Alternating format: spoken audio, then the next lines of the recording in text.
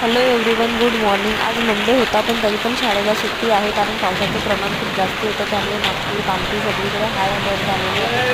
तर सुट्ट्या होत्या स्कूलला सगळ्यांना, ऑफिस स्कूल सगळं ॲक्च्युली बंद होतं.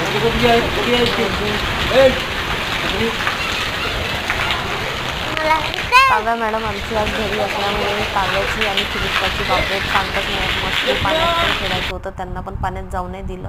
माझी देवपूजा वगैरे झाली, यांचे सगळे आवरणं वगैरे झाल्यानंतर मग थिरिष्का आणि काव्याची झाली मस्ती चालू. त्यांना काव्याची सुट्टी असली की थिरिष्काला तर सांगावंच नाही लागत, खूप मजा येते तिला तिच्या दीदीसोबत खेळायला.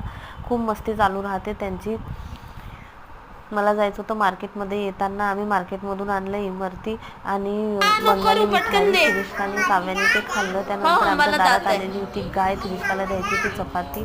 तिच्या डोक्यामध्ये भरपूर प्रश्न राहतात, मला खूप उत्तरे द्यावं लागतात प्रत्येक प्रश्नांची.